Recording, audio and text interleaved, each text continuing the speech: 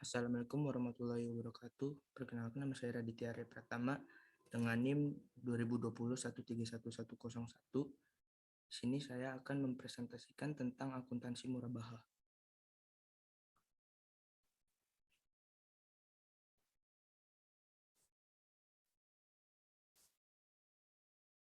Mudah-mudahan pada penjelasan kali ini saya akan membahas secara khusus akuntansi untuk transaksi murabaha. Pembahasan diawali dengan bahasan detail tentang ketentuan syariah terkait skema transaksi murabaha. Selanjutnya akan dibahas tentang alur transaksi beserta variasi yang mungkin muncul terkait dengan sifat dasar transaksi murabaha dan dilanjutkan dengan teknik pengakuan dan pengukuran berbagai transaksi yang terjadi tersebut.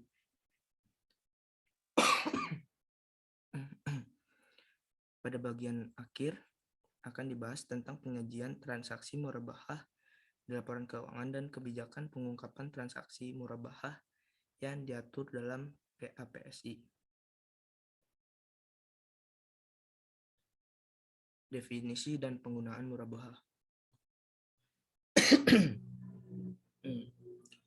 Murabahah adalah akad jual beli barang dengan harga jual sebesar biaya perolehan ditambah keuntungan yang disepakati, dan penjual harus mengungkapkan biaya perolehan barang tersebut kepada pembeli. Pada PSAK 102 paragraf 5. Definisi ini menunjukkan bahwa transaksi murabahah tidak harus dalam bentuk pembayaran tangguh atau kredit, melainkan dapat juga dalam bentuk tunai setelah menerima barang, ditangguhkan dengan mencicil setelah menerima barang, ataupun ditangguhkan dengan membayar sekaligus di kemudian hari. Menurut PSAK 102 paragraf 8. Jual beli spesifik yang diperuntukkan bagi skema pembayaran ditangguhkan biasa disebut dengan BAI, Bitaman Ajil atau disingkat dengan BBA. Kendati menggunakan istilah berbeda, dalam praktiknya kedua istilah pada dasarnya mengacu pada transaksi yang sama, yaitu jual beli dengan pembayaran ditangguhkan. Transaksi murabahah kendati memiliki fleksibilitas dalam hal waktu pembayaran. Dalam praktik perbankan di Indonesia adalah tidak umum menggunakan skema pembayaran langsung setelah barang diterima oleh pembeli atau nasabah. Praktik yang paling banyak digunakan adalah skema pembayaran dengan mencicil setelah menerima barang. Adapun praktik dengan pembayaran sekaligus setelah ditangguhkan beberapa lama diterapkan secara selektif pada nasabah pembiayaan dengan karakteristik penerimaan pendapatan musiman, seperti nasabah yang memiliki usaha pemasok barang dengan pembeli yang membayar secara periodik. Adapun praktik dengan pembayaran sekaligus setelah ditangguhkan beberapa lama diterapkan secara selektif pada nasabah pembiayaan dengan karakteristik penerimaan pendapatan musiman, seperti nasabah yang memiliki usaha pemasok barang dengan pembeli yang membayar secara periodik. Dalam hal ini,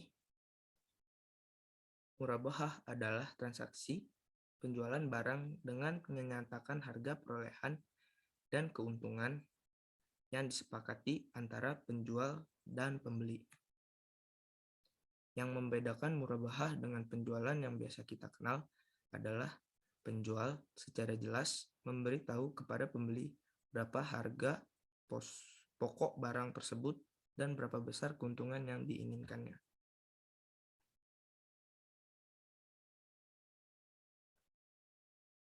Ketentuan syar'i transaksi murabahah. Pembolehan penggunaan murabahah didasarkan pada Al-Quran Surat Surat Al-Baqarah ayat 275 yang menyatakan bahwa Allah Subhanahu wa taala telah menghalalkan jual beli dan mengharamkan riba. Selain itu, ada pula hadis yang diriwayatkan oleh Ibnu Majah yang berbunyi sebagai berikut. Dari Suhaib Ar-Rumi radhiyallahu anhu bahwa Rasulullah Shallallahu alaihi wasallam bersabda, 3 hal yang di dalamnya terdapat keberkahan, yaitu jual beli secara tangguh, muqarradah atau mudarobah, dan mencampur gandum dengan tepung untuk keperluan rumah.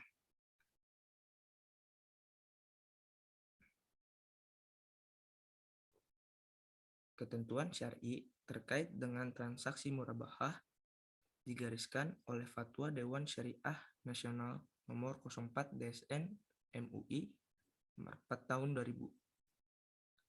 Fatwa tersebut membahas tentang ketentuan umum murabahah dalam bank syariah. Ketentuan murabahah kepada nasabah, jaminan utang dalam murabahah, penundaan pembayaran, dan kondisi bangkrut pada nasabah murabahah. Secara spesifik, ketentuan syar'i tersebut akan dibahas pada bagian rukun transaksi murabahah berikut. Rukun transaksi murabahah. Rukun transaksi murabahah meliputi transaktor, yaitu adanya pembeli, nasabah, dan penjual, yaitu bank syariah. Objek akad murabahah yang di dalamnya terkandung barang dan harga, serta ijab dan qabul berupa pernyataan kehendak masing-masing pihak, baik dalam bentuk ucapan maupun perbuatan.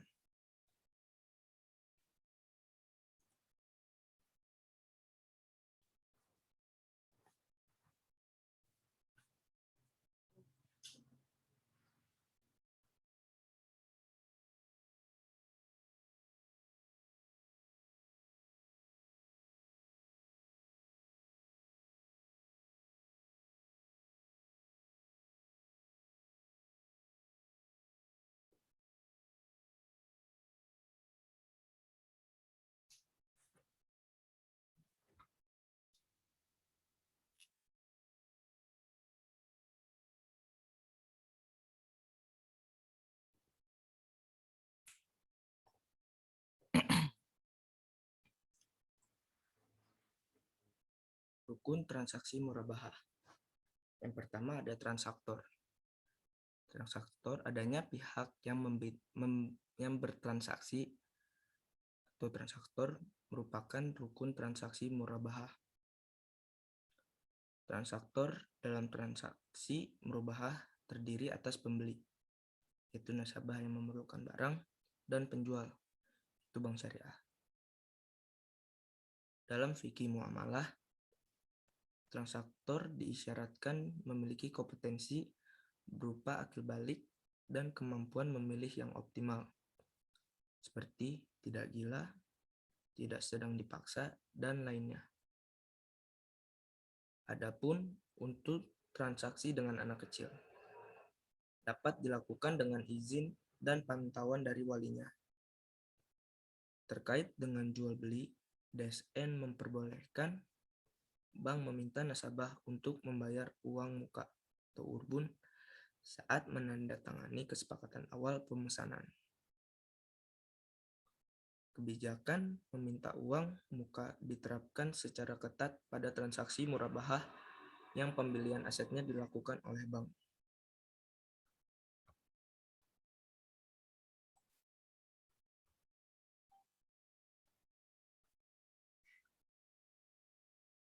Pada umumnya, nilai uang muka yang diterapkan adalah 30% dari perolehan. Penerapan uang muka pada dasarnya adalah untuk menguji kemampuan finansial nasabah pada saat transaksi murabahah diadakan. Pada segmen nasabah tertentu yang memiliki risiko rendah, misal pegawai pemerintah atau pegawai dari institusi yang dianggap mapan secara finansial. Beberapa bank tidak menerapkan ketentuan uang muka secara ketat. Adanya uang muka juga dimaksudkan untuk mengantisipasi kerugian bank akibat pembatalan nasabah membeli barang yang sudah dipesan dan diperoleh bank. Sekiranya terdapat kerugian bank akibat pembatalan pembelian, bank dapat mengurangi uang muka sebesar kerugian yang ditanggung oleh bank.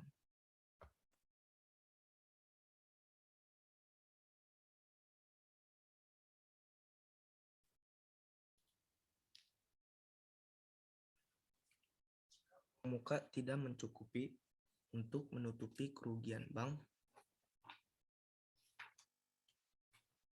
DSN memperbolehkan bank meminta sisa kerugiannya kepada nasabah. Fatwa DSN MUI tentang murabahah memperbolehkan bank syariah meminta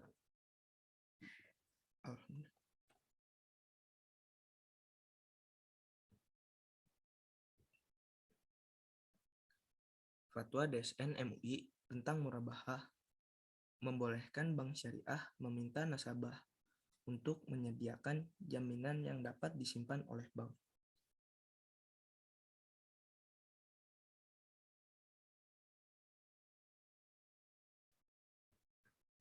Penyerahan jaminan dapat dilakukan ketika transaksi pemesanan maupun ketika akad jual beli sudah dilakukan. Jaminan tersebut bertujuan agar nasabah serius dengan pesanannya maupun dengan pelunasan piutangnya. Dalam praktik, biasanya jaminan yang digunakan adalah barang yang dibeli atau tanda kepemilikan harta tertentu seperti sertifikat tanah atau tanda kepemilikan kendaraan yang dapat menutup biaya kerugian yang ditanggung bank sekiranya terjadi kegagalan pembayaran angsuran.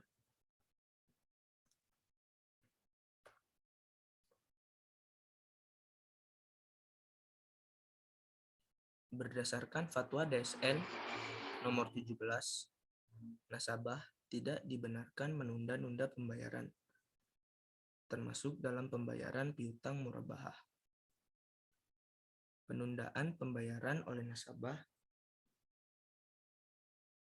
pembiayaan di satu sisi dapat mengganggu bank syariah dalam operasinya dan di lain sisi merugikan nasabah penabung karena tidak jadi mendapatkan keuntungan bagi hasil yang semestinya mereka terima. Atas pertimbangan ini, DSN MUI memperbolehkan bank syariah menerapkan sanksi berupa denda sejumlah uang tertentu kepada nasabah yang menunda-nunda menunaikan kewajibannya padahal memiliki kemampuan untuk melunasi kewajibannya.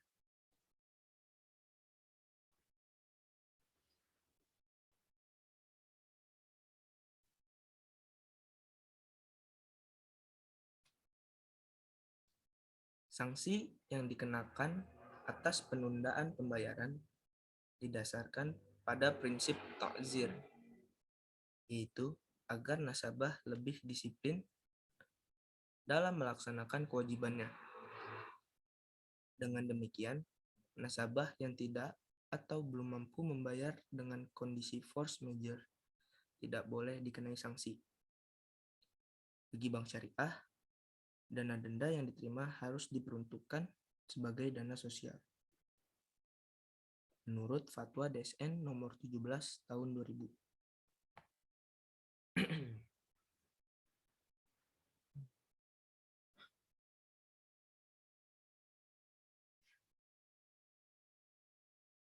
Yang kedua ada objek murabahah. Rukun objek akad transaksi murabahah meliputi barang dan harga barang yang diperjualbelikan. Terkait dengan barang, Fatwa DSN nomor 4 menyatakan bahwa dalam jual beli murabahah, barang yang diperjualbelikan bukanlah barang yang diharamkan oleh syariah Islam. DSN mensyaratkan bank membeli barang yang diperlukan nasabah atas nama bank sendiri dan harus menyampaikan semua hal yang berkaitan dengan pembelian kepada nasabah. Misalnya, jika pembelian dilakukan secara utang.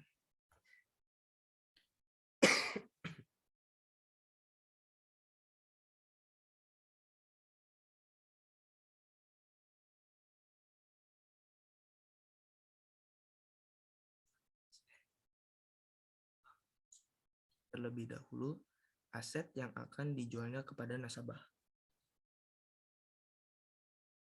Pemilikan barang dapat dilakukan sebelum adanya pemesanan maupun setelah pemesanan.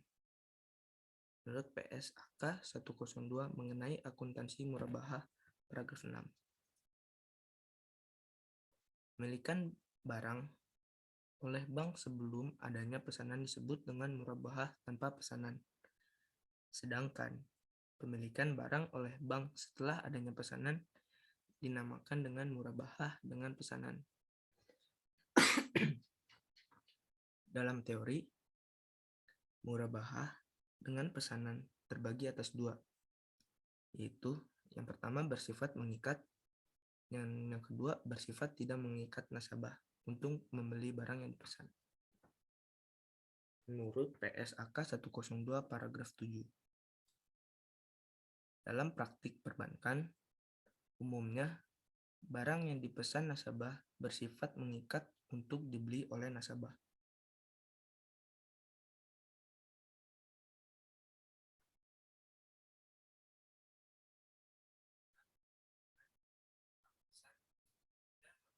Kesalahan spesifikasi yang diinginkan nasabah.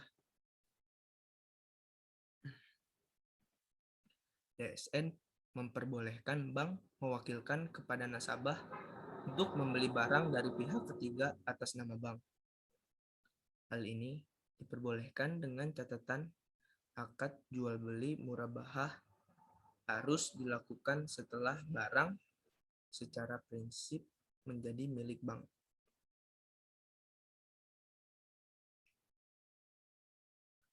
Transaksi mewakilkan pembelian barang kepada nasabah biasanya didasarkan atas akad wakalah menurut Fatwa DSN nomor 10 tahun 2000. Dalam hal ini, aspek syariah yang harus diperhatikan adalah pembelian tersebut adalah atas nama bank. Dengan demikian, saat jual beli antara bank dengan nasabah dilakukan, barang yang dijual adalah barang milik bank.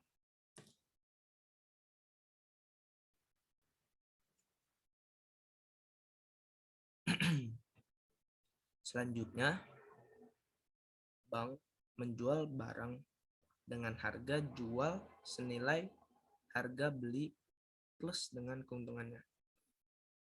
Dalam hal ini, Fatwa DSN nomor 4 mensyaratkan bank memberitahu secara jujur harga pokok barang kepada nasabah.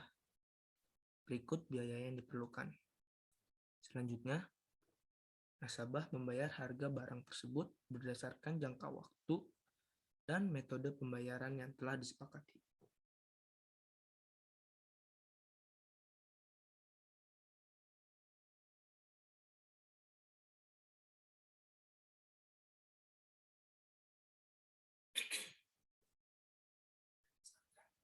SI tahun 2003, metode pengakuan pendapatan margin murabahah yang dianjurkan adalah metode proporsional yang mengakui pendapatan secara proporsional atas jumlah piutang yang berhasil ditagih.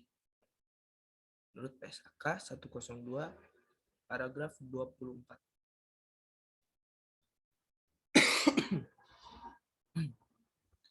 Akan tetapi, pada kenyataannya, sebagian bank ada yang menggunakan metode anuitas. Perbedaan pilihan pendekatan yang digunakan oleh bank lebih terkait dengan kebijakan insentif bagi hasil kepada nasabah pihak ketiga. Sekiranya bank cenderung memberikan bagi hasil yang lebih tinggi kepada nasabah pihak ketiga atau berorientasi pada penghimpunan. Penggunaan tabel anuitas merupakan pilihan yang tepat.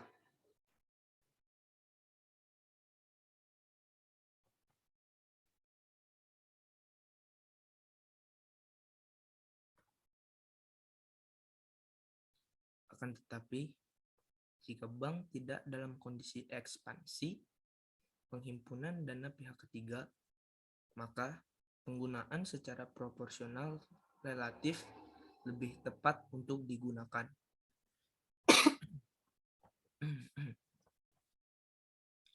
Oleh karena kedua pendekatan tersebut pada prinsipnya tidak berbeda untuk jangka panjang.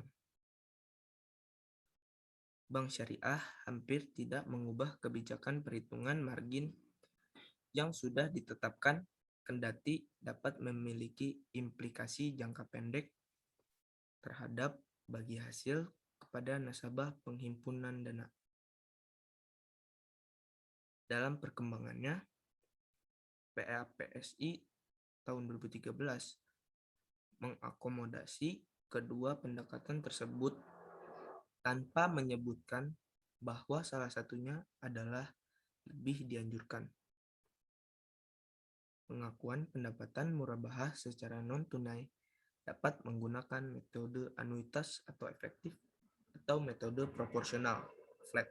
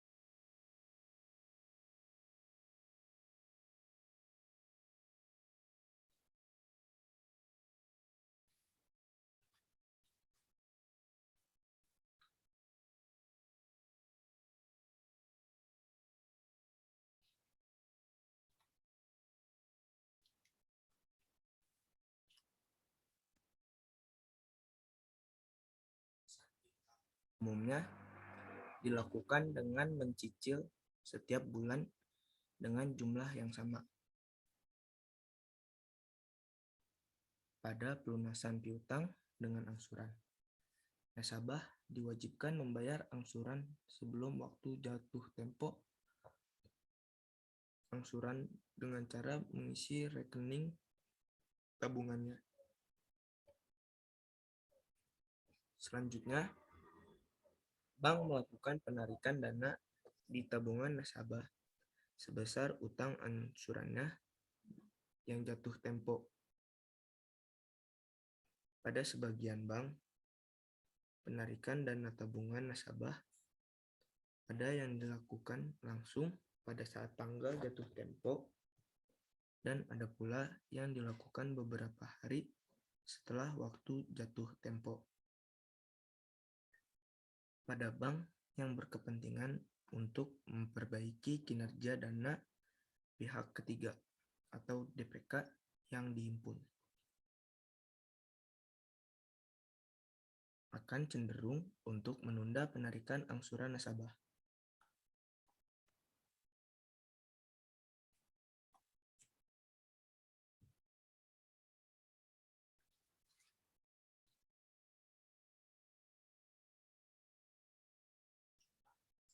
Utang oleh nasabah biasanya adalah sama setiap bulan.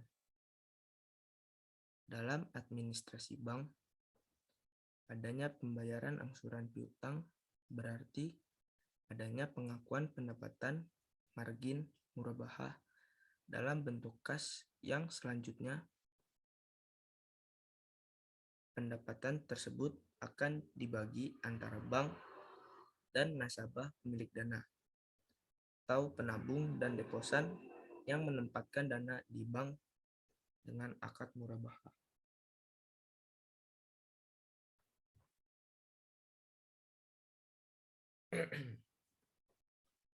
Sesuai dengan Fatwa DSN nomor 17 pada tahun 2000, bank syariah diperbolehkan mengenakan denda pada nasabah yang sengaja menunda-nunda pembayaran kewajibannya. Dalam hal ini, pengenaan denda lebih bertujuan untuk mendidik kedisiplinan dan tanggung jawab nasabah, karena denda yang diterima tidak boleh masuk dalam pendapatan bank syariah. Denda yang dikenakan selanjutnya dijadikan sebagai penambah dana kebajikan untuk disalurkan kepada masyarakat.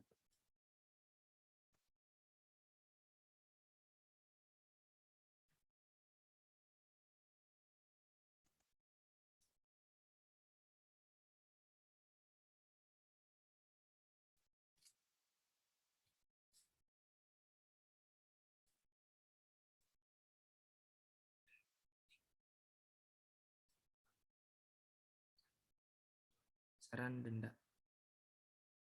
Sebagian bank menentukan besaran denda sebesar persentase tertentu terhadap pendapatan margin yang tertunggak tanpa dikaitkan dengan jumlah hari keterlambatan. Sedang sebagian lagi menentukan besaran denda dengan persentase yang sangat kecil terhadap total kewajiban yang tertunggak dan mengaitkannya dengan jumlah hari keterlambatan. Kendati demikian, dalam praktiknya, bank syariah sangat hati-hati menerapkan ketentuan denda.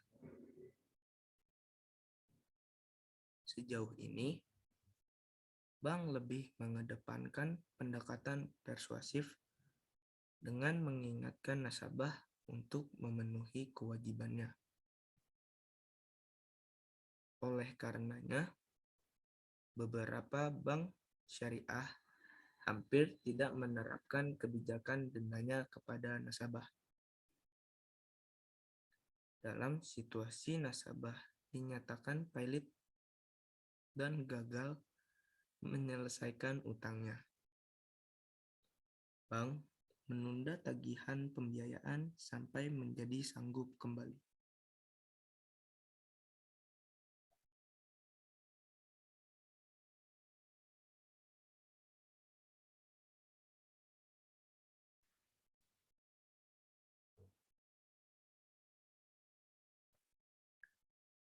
Yang ketiga ada ijab kabul. Ijab dan kabul merupakan pernyataan kehendak para pihak yang bertransaksi, baik secara lisan, tertulis, atau secara diam-diam. Akad murabahah memuat semua hal yang terkait dengan posisi serta hak dan kewajiban bank sebagai penjual dan nasabah sebagai pembeli. Akad ini bersifat mengikat bagi kedua pihak dan mencantumkan berbagai hal, antara lain sebagai berikut.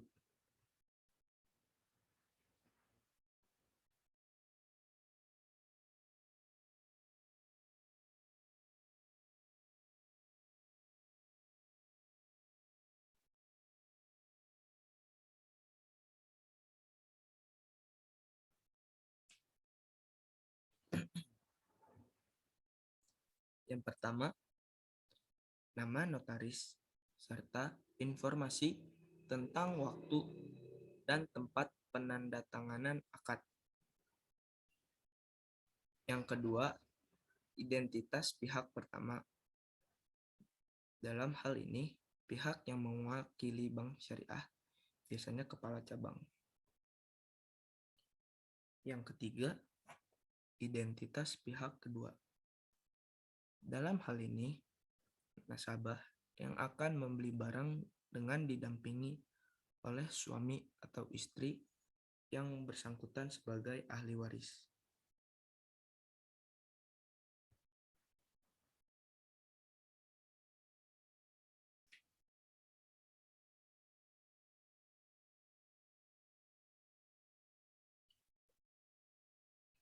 Yang keempat, bentuk akad beserta penjelasan akad.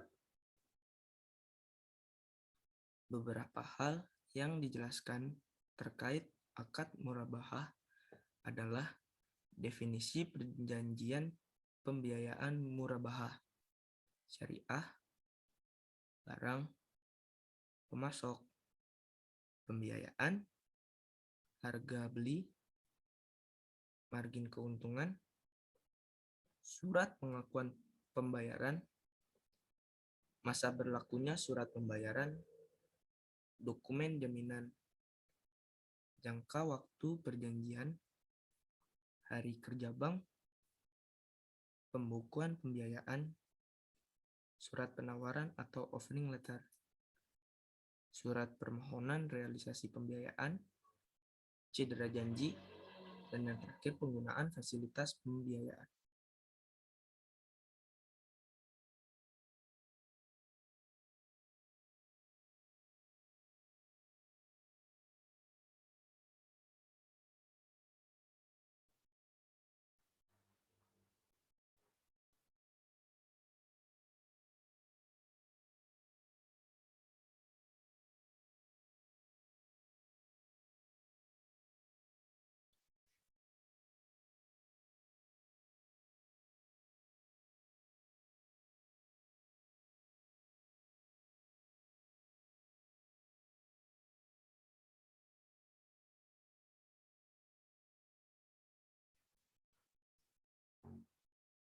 Kesepakatan yang disepakati meliputi kesepakatan tentang fasilitas pembiayaan dan penggunaannya, pembayaran dan jangka waktu, realisasi fasilitas pembiayaan, pengutamaan pembayaran, biaya dan pengeluaran, jaminan, syarat-syarat penarikan fasilitas pembiayaan, peristiwa cedera janji, pernyataan dan jaminan, kesepakatan untuk tidak berbuat sesuatu, penggunaan fasilitas pembiayaan, pajak-pajak, dan penyelesaian sengketa.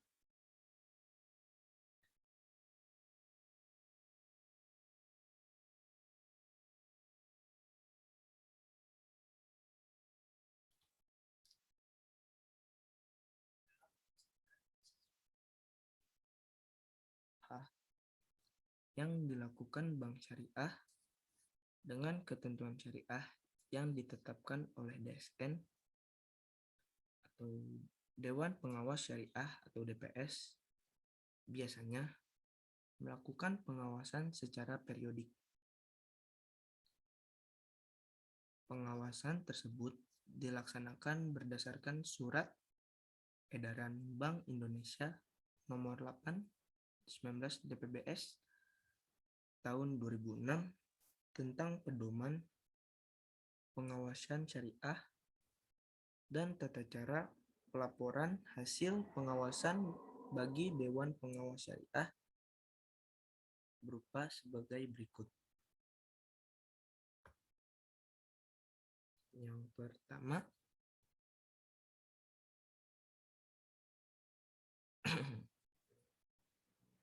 memastikan barang yang diperjualbelikan tidak diharamkan oleh syariah Islam. Yang kedua, memastikan bank menjual barang tersebut kepada nasabah dengan harga jual senilai harga beli plus margin. Dalam hal nasabah membiayai sebagian dari harga barang tersebut, maka akan mengurangi tagihan bank kepada nasabah. Ketiga, meneliti apakah akad wakalah telah dibuat oleh bank secara terpisah dari akad murabahah. Apabila bank hendak mewakilkan kepada nasabah untuk membeli barang tersebut dari pihak ketiga. Akad jual beli murabahah harus dilakukan setelah barang secara prinsip menjadi milik bank yang dibuktikan dengan faktur atau kwitansi jual beli yang dapat dipertanggungjawabkan. Yang keempat, meneliti pembiayaan berdasarkan prinsip murabahah dilakukan setelah adanya permohonan nasabah dan perjanjian pembelian suatu barang atau aset kepada bank.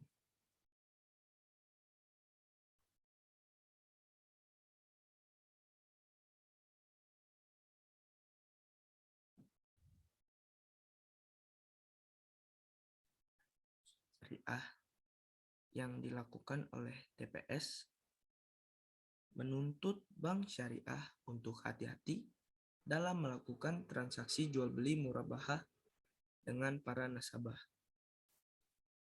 Di samping itu, bank juga dituntut untuk melaksanakan tertib administrasi agar berbagai dokumen yang diperlukan DPS dapat tersedia setiap saat waktu dilakukan pengawasan.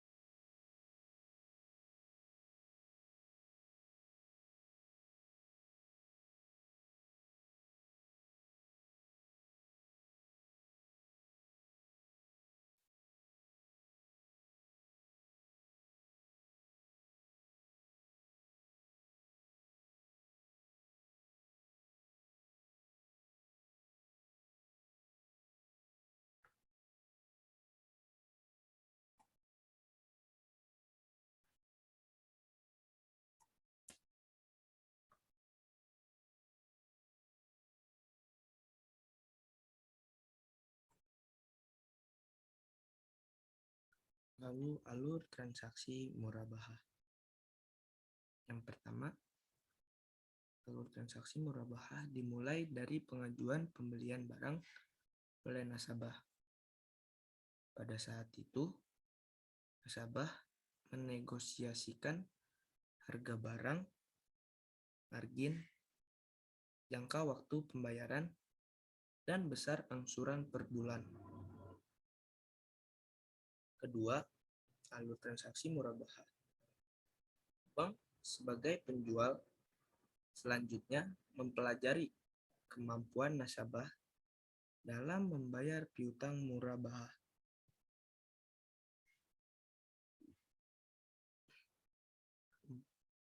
Apabila rencana pembelian barang tersebut telah disepakati oleh kedua belah pihak,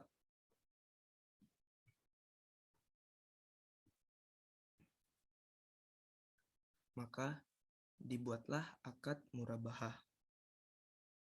Isi akad murabahah setidaknya mencakup berbagai hal agar rukun murabahah dipenuhi dalam transaksi jual beli yang dilakukan.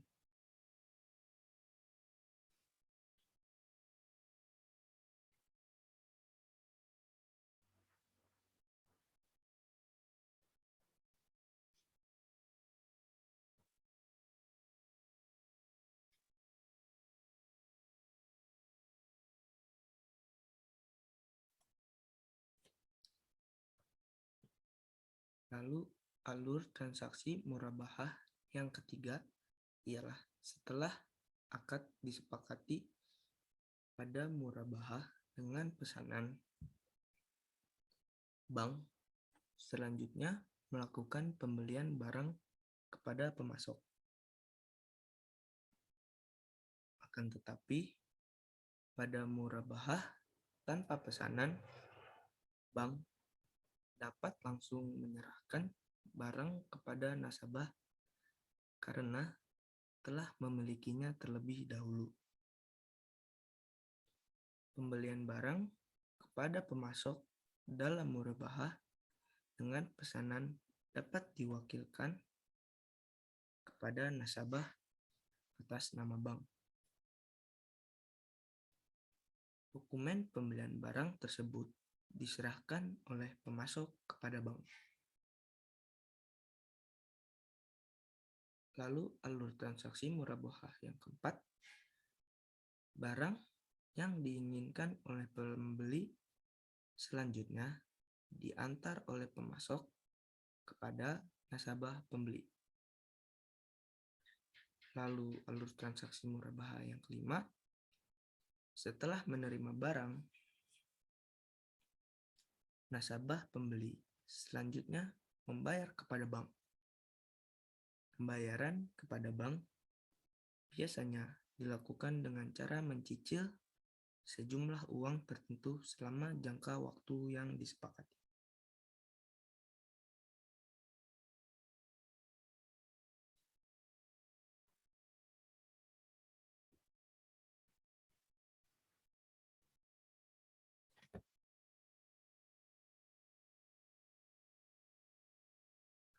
Cakupan standar akuntansi murabahah.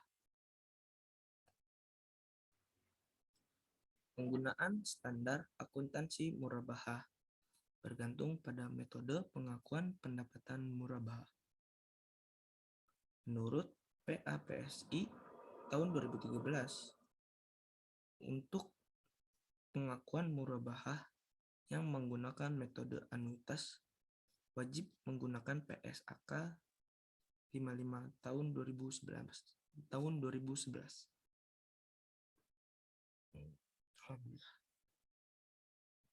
Tentang instrumen keuangan, pengakuan dan pengukuran. PSAK 50 tahun 2010 tentang instrumen keuangan penyajian. Lalu PSAK 60 instrumen keuangan tentang pengungkapan dan PSAK lain yang relevan.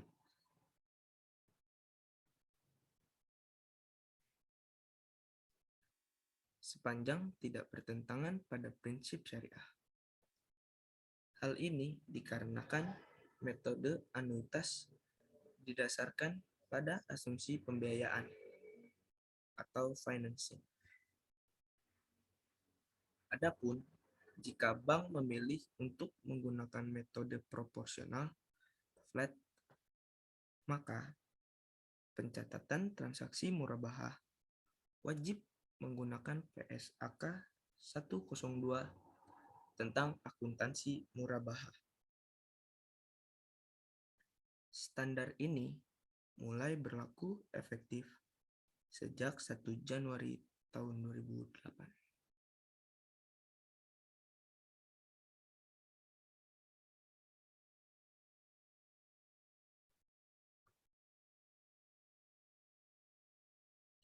PSAK ini menggantikan PSAK 59 yang berhubungan dengan pengakuan, pengukuran, penyajian, dan pengungkapan murabahah. PSAK 102 dapat diterapkan untuk lembaga keuangan syariah seperti bank, asuransi, lembaga pembiayaan, dana pensiun, koperasi, dan lainnya yang menjalankan transaksi murabahah. Di samping itu, PSAK 102 juga diterapkan oleh pihak-pihak yang melakukan transaksi murabahah dengan lembaga keuangan syariah tersebut. Akan tetapi, secara eksplisit disebutkan oleh IAI. Standar ini tidak mencakup pengaturan perlakuan akuntansi atas obligasi syariah atau sukuk yang menggunakan akad murabahah. Standar ini juga memuat berbagai definisi terkait transaksi murabahah dan memberikan penjelasan tentang karakteristik transaksi murabahah sebagaimana yang terdapat pada fatwa DSN.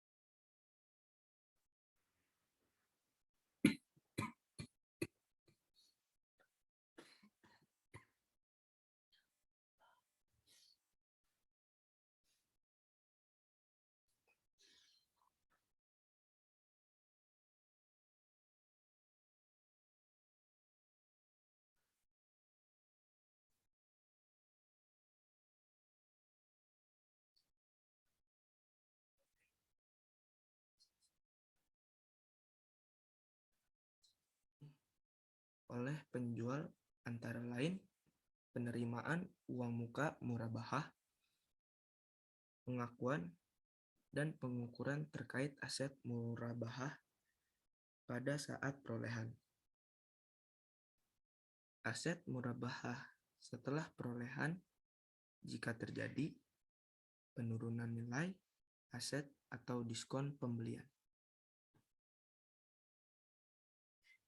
Adapun pada saat akad dilakukan, standar ini memberikan panduan tentang pengakuan dan pengukuran piutang murabahah, keuntungan murabahah, denda jika pembeli lalai dalam melakukan kewajibannya, potongan pelunasan piutang murabahah, dan potongan angsuran murabahah. PSAK 102 juga memberikan panduan bagi pembeli akhir. Beberapa hal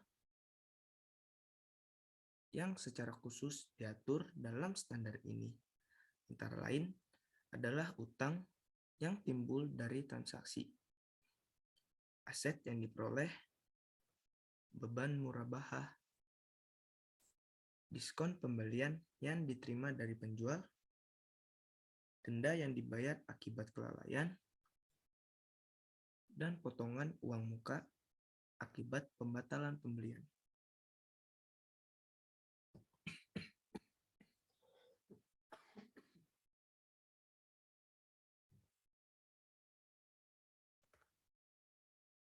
Teknis perhitungan transaksi murabahah. Perhitungan penentuan margin murabahah.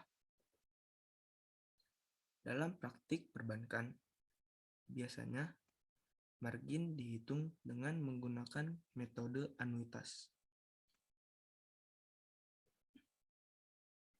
Makin lama jangka waktu pembiayaan, maka makin besar margin yang dikenakan pada nasabah.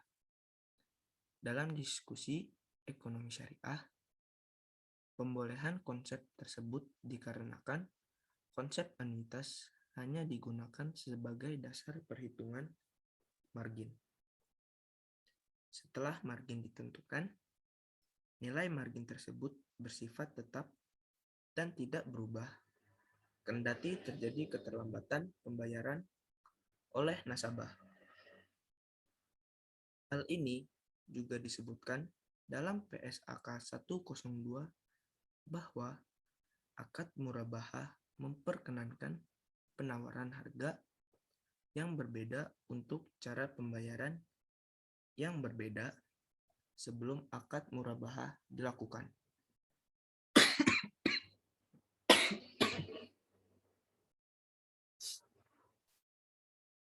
Namun, jika akad tersebut telah disepakati, maka hanya ada satu harga yang digunakan.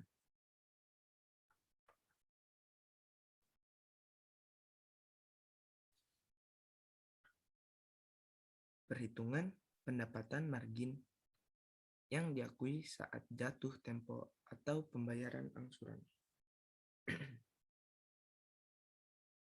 Setiap tanggal jatuh tempo, bank syariah akan mengakui adanya pendapatan margin.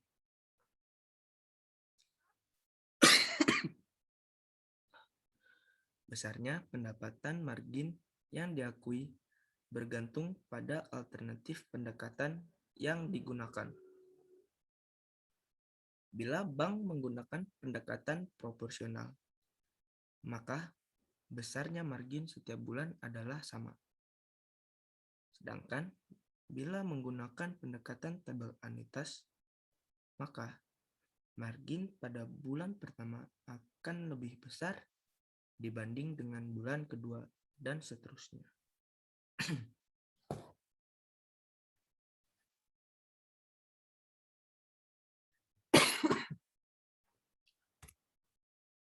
Berdasarkan PSAK 102, pendekatan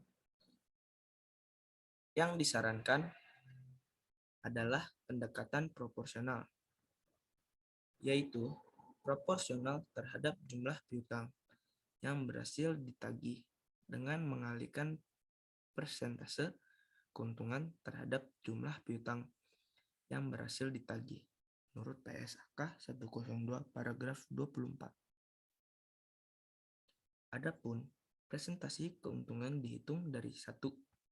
Perbandingan antara total margin dan total piutang di luar uang muka. Atau yang kedua, perbandingan antara total margin dengan biaya perolehan murabahah.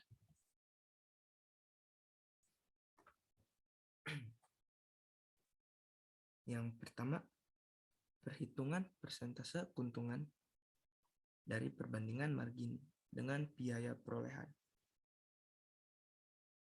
Dalam PSAK 102 paragraf 24 disebutkan bahwa persentase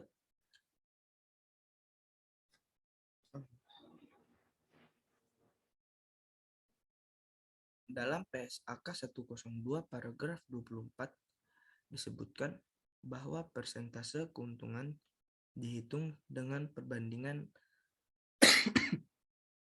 antara margin dan biaya perolehan aset murabahah. Menurut pandangan penulis, penggunaan persentase keuntungan dari perbandingan margin dengan biaya perolehan aset murabahah tidaklah praktis untuk diterapkan, terutama dalam melakukan perhitungan margin yang diakui oleh bank pada saat adanya angsuran oleh nasabah. Untuk itu, perhitungan persentase keuntungan sebaiknya diambil dari perbandingan margin dengan total piutang di luar uang muka yang telah dibayar nasabah.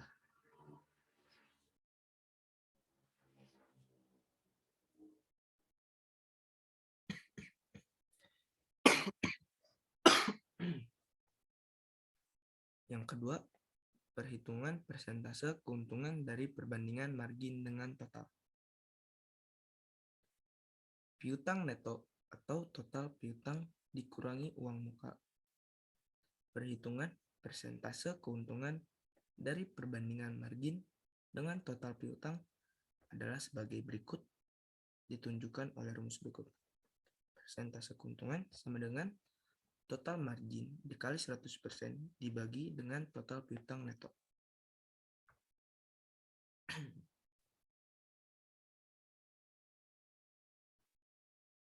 Akuntansi transaksi murabahah. Saat negosiasi, pada waktu negosiasi, bank syariah tidak melakukan jurnal apapun mengingat negosiasi tersebut belum memiliki implikasi terhadap posisi keuangan bank syariah. Pengakuan uang muka berdasarkan PSAK 102 paragraf 30 disebutkan bahwa uang muka diakui sebagai uang muka pembelian sebesar jumlah yang diterima. Dalam praktik perbankan, terdapat 3 macam alternatif mekanisme perlakuan uang muka. Pertama, dengan mendebit langsung uang muka yang disepakati tersebut. Kedua, memblokir rekening nasabah sebesar nilai yang disepakati. Dan ketiga, uang muka dipegang dan dibayar langsung oleh nasabah kepada pemasok. Berikut akan dibahas alternatif debit langsung rekening nasabah sebesar uang muka yang disepakati. Dua alternatif yang lain akan dibahas pada bagian variasi transaksi. Pembelian barang pesanan. Pembelian barang pesanan dapat dilakukan dengan 2 alternatif. Pertama, bank membeli sendiri barang yang dipesan, dan yang kedua, bank mewakilkan kepada nasabah pembeli membeli barang yang dipesan atas nama bank syariah. Dalam hal ini, alternatif mewakilkan kepada nasabah merupakan hal yang umum diterapkan oleh perbankan syariah. Alternatif pembelian sendiri oleh bank merupakan contoh yang digunakan dalam Pedoman Akuntansi Perbankan Syariah atau PAPSI. Dalam pembelian sendiri oleh bank dapat dilakukan dengan membeli secara tunai kepada pemasok atau pembeli, atau membeli secara kredit kepada pemasok. Saat akad murabahah tidak jadi disepakati. Berdasarkan PSAK 102 paragraf 7 disebutkan bahwa murabahah berdasarkan pesanan dapat bersifat mengikat atau tidak mengikat untuk pembelian barang yang dipesannya.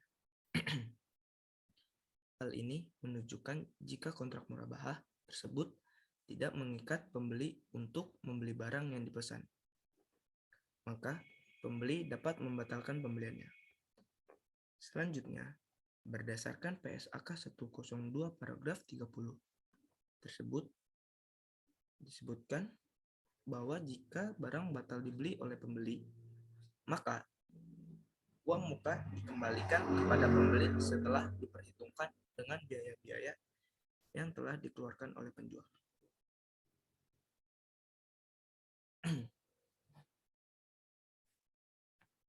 Penyajian transaksi murabahah di laporan keuangan.